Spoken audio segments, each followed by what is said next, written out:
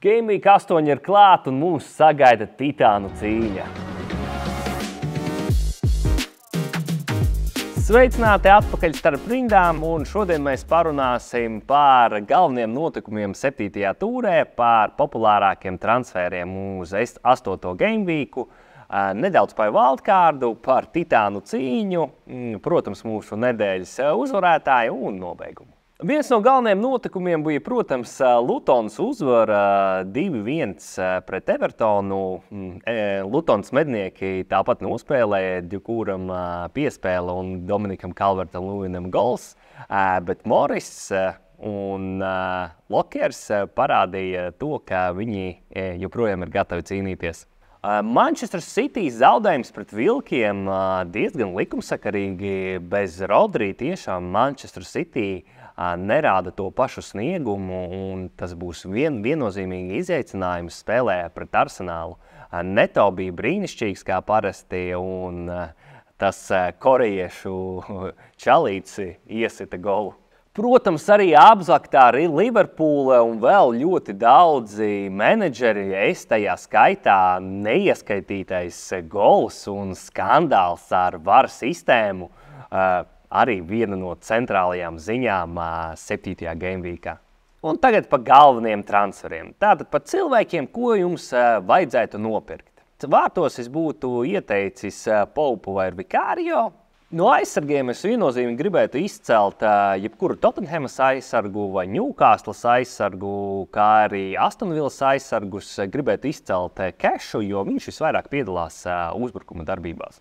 Viduslīnijā būtu joprojām Sons un Madisons. Ja jums nav šie Lutons mednieki, ļoti ieteiktu jums viņus iegādāties. Un uzbrukumā, protams, 7. stūra zvaigzne Olijs Watkins ar 3+2. Ļoti daudz menedžeru jau ir paspējuši viņu iegādāties, bet es gribētu jums atgādināt, nesteidzieties mainīt Alvaresu pret Watkinsu.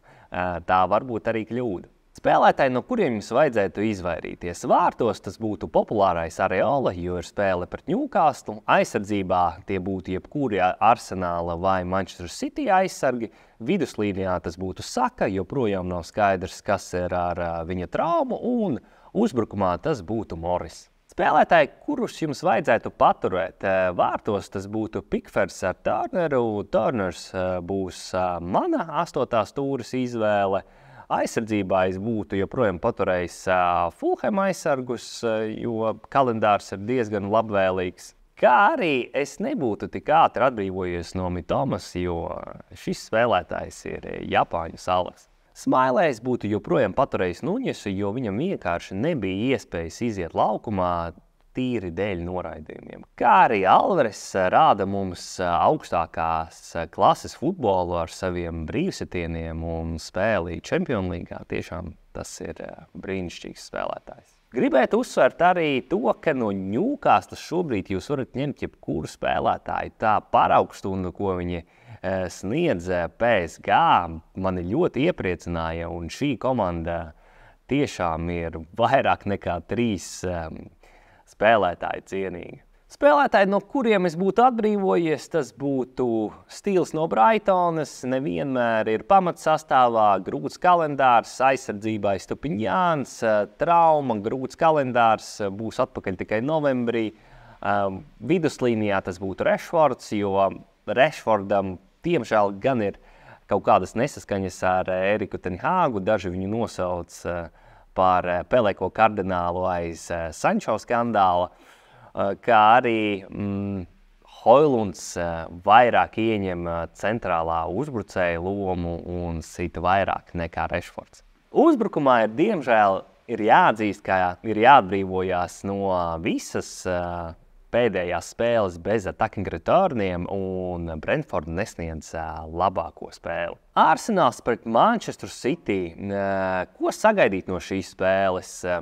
Es gribētu teikt, ka Manchester City bez Rodri, bez De Bruynes ir diezgan ievainojama. Grīlišs nav labākā formā.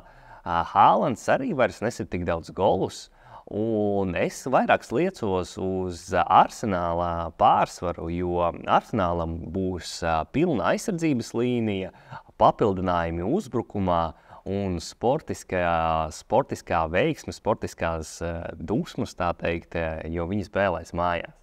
Galvenie spēlētāji, no kuriem es būtu sagaidījis attacking returnus, tas būtu Haalands, tas būtu Gabriels Jesus, un man liekas, ka Trossards varētu sākt spēli pamatsastāvā. Un tagad nedaudz par wildcardu. Šīs nedēļas ir diezgan populāras šī čipa izmantošanā. Es pats esmu izmantojis čipu 7. gameweekā, bet biju plānojis to izdarīt 8. jo bija pārāk daudz satraumēto cilvēku un man gribējās izrauties uz priekšu. Diemžēl tik ļoti man to nebija sanācis izdarīt, bet 8. gameweeks ir ļoti labs laiks priekš wildcardu. Galvenie spēlētāji, ko es būtu iekļāvis, viennozīmīgi būtu Tottenhamas spēlētāji, Newcastles aizsardzība, priekšā Watkins, Alvarez vai kāds cits uzbrucējs. Es būtu iekļāvis arī Salahu, jo viņam būs ļoti labvēlīgs kalendārs, un, ja ne tiesneša kļūdas, arī viņš būtu joprojām ar punktiem katrā gameweekā. Un vārtos mana stratēģija joprojām paliek nemainīga. Tie ir budžeta vārds, arī kuri rada izcilu sniegumu, Areola un Turners, kuri maksā tikai 4,0. Un vēl padoms ir, ja kādam vēl Manchester United spēlētāji tādi kā Bruno Fernandes vai Marcus Rashfords, kuri nenes punktus, un par šo cenu ir ļoti labas alternatīvas kā Sons, Madisons, Bowens, Diaby. Šie spēlētāji ir viennozīmīgi labāki uz šo brīdi, un es būtu steidzies aizvietot Manchester United spēlētājus.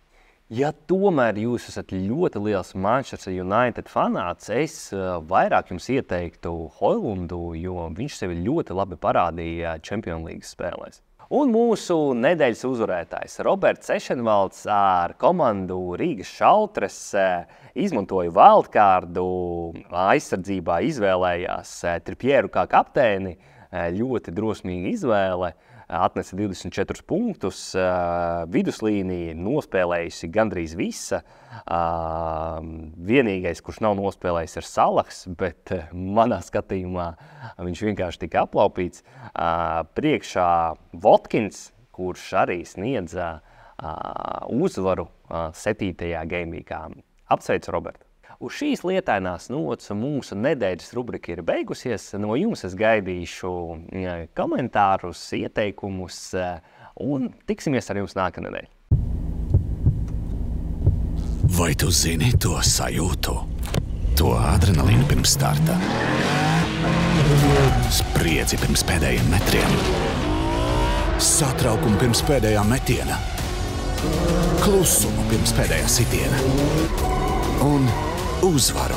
To jūt tikai drosmīgie. Ienāc BetSafe un sajūti uzvaras garšu jau no pirmās likmes. BetSafe, jo uzvara sākas ar drosmi.